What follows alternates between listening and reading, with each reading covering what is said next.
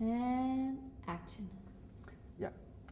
Hello, I'm Wei Zhong. I come from the Chinese Academy of Social Sciences, the Institute of Economics under that academy. I'm a professor and director of Economic Development Division, and also I'm the second cohort of this fellowship. Thank you. What attracted you to the fellowship? How to say, it's a long, not very long, of course. It's a story maybe a little bit longer, just because when the first cohort, they have our residency in Beijing. The team leader, we have a project team, and while our team leader was invited to give a lecture speech there. And so I just simply followed my team leader to be there. So I met Ashok. In fact, Ashok forgot me. And so I know this fellowship. But at that time, because as a researcher in our institute, we have a lot of research projects. So I'm not prepared to send my application yet. Very strange, you know. I seldom published my research results in the media, but once I published them in a newspaper, relatively popular financial newspaper. Occasionally, one person, an important person, which is the organizer of ICI in China, Mr. Feng Xi, who read the paper and found that, oh, this guy should be suitable for this fellowship. So, in fact, I got invitation from Horizon Group. Oh, wow. Yeah. And Emma, the secretary of Feng Xi, called me. I don't know them either. They call me and say, yeah, there is a fellowship. If you want to involved, I say, yes. I know this before, but I don't know how to send an application. And then that's it. Wow. What was the paper that you wrote again? I'm sorry. That paper is called the Shanghai Security Newspaper. That means, And what was the topic of the newspaper? Yeah, the topic is about the income inequality in China. Income and inequality in China. Income inequality in China. Because I involved in a big project. It's called the China Income Distribution Project. And this project was launched in 1987, and a lot of researchers from different countries involved in this project. They came from, besides the researchers in our institute, we have researchers from US, from Canada, from Great Britain, from Sweden, and from France, and so on. So that is one of the most famous income distribution project in China. So I involved in this project since the second round of this project. We have 3 rounds totally. And since 1995, I involved in this project. Since then, I did a lot of work on income inequality and poverty, health inequity, financing inequity, and labor market, rural migrant worker, and so on.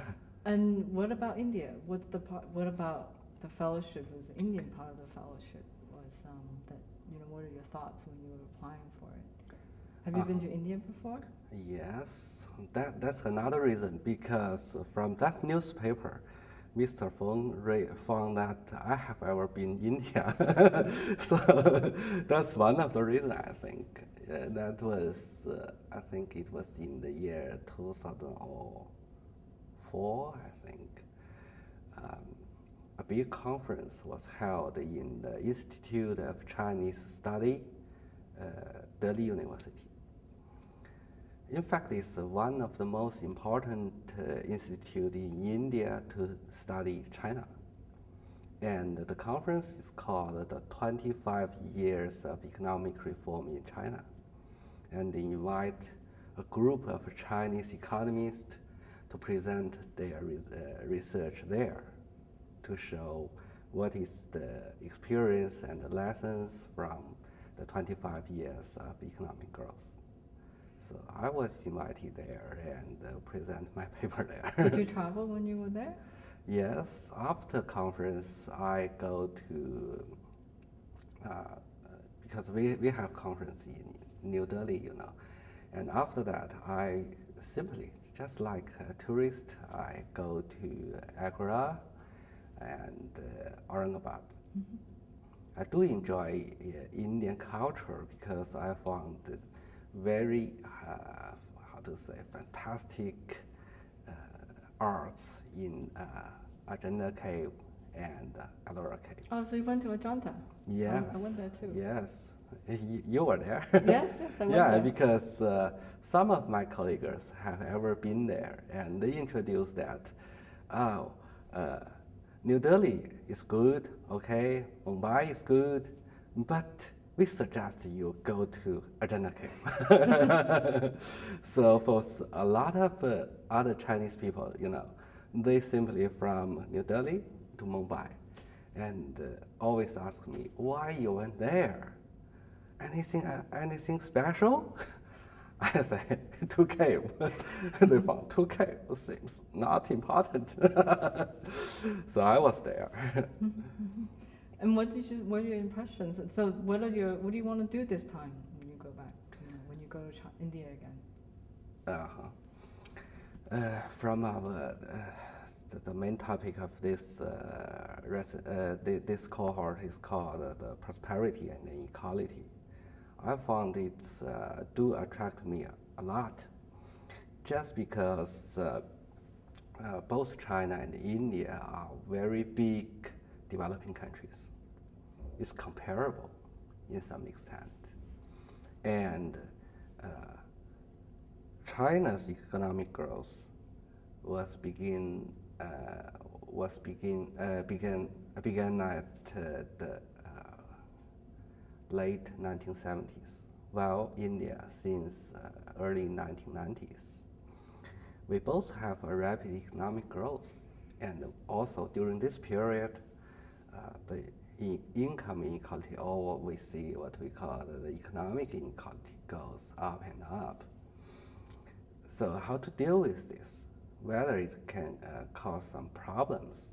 I have some direct image from the tourists in India at that time. I found that there are some riches in India, quite rich, and their living standard, their consumption, and so on. But I found also a lot of people are quite poor. Maybe I can say it's even poorer than what we defined as a poor in China. And I asked them, what's the reason? And I found a lot of people are unemployed or they are in informal sector. So I found it's an interesting thing that to understand what is the causes of inequality in these 2 countries, and what will be the results.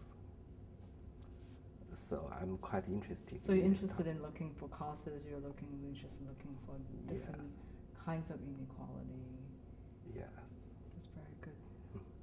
What else? What are the other aspirations you might have for India, or to go to India? For this time, I should say that I want to give myself some direct image of the equality and prosperity in India. That is not only because of the topic we have had to do with this research, but also because I think for both countries we can learn from each other, not only from one side or not only from one side. Like I know that Indian government says that we should learn from China, but I should say that we should learn something from India too. So for this time, I expected to find something we should learn from India. I have not decided yet which special issue I should concern about. At least I think to compare like education system in these two countries could be very interesting, you know. Because in India, we found that the college education there, the quality of the college education there is quite good. So they produced a lot of qualified engineers. That's why India have a high-tech industry to lead the economic growth. Well, that led me to also thinking about what did you tell your colleagues before you left for this? You know, when you got this fellowship, what kind of reactions were you getting from your colleagues? My colleague, I mean, you mean in my institute? Yeah. Oh yeah. How to say? A lot of them are quite admired. I have the opportunity. They do in favor of India a lot, and I think before India is not a big issue in China just because we are neighbors, but we did not know each other very much. But quite recently, India, being a big country and also because its economic growth, so for a lot of Chinese researchers, they are more and more interested in the reason why India can also have this kind of rapid economic growth, not only China. So to compare India with China is attracted more and more researchers. Before that, I think only in China, only those people who is interested in international relationship, who is in favor of doing comparative analysis between India and China. But nowadays, economists, sociologists, and also like a historian, they are all interested in that topic. Do you think it comes from the competitiveness between the two countries? Yes, yes. In China, I have, before come here, I have already read some books about India, about the comparison of these two countries. And from China side, I know that they have ever produced a book. It's called the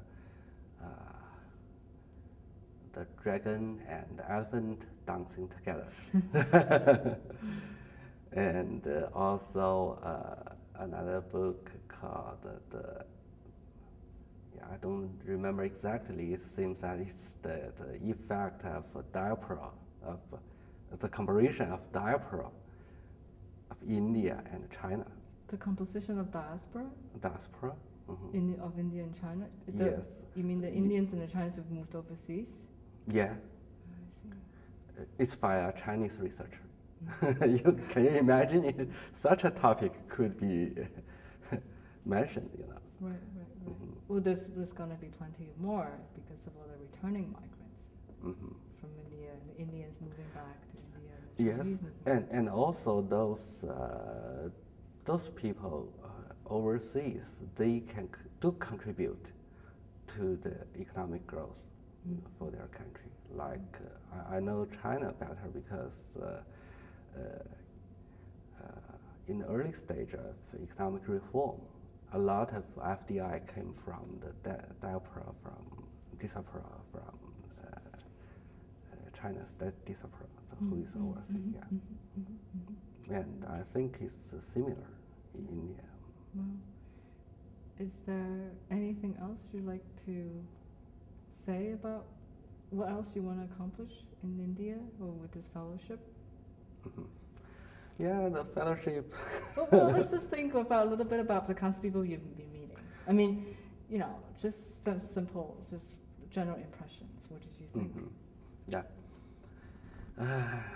After just arrived here, how to say? I think I have planned already because I think most of the fellows here, before they come here, they read the bios from the website to know, who should be the potential colleagues in the fellowship. So me too. And while on the counterpart, like India and from new school, someone, also think about that. And so it's quite easier for me because we have several economists and doing research on economic equality.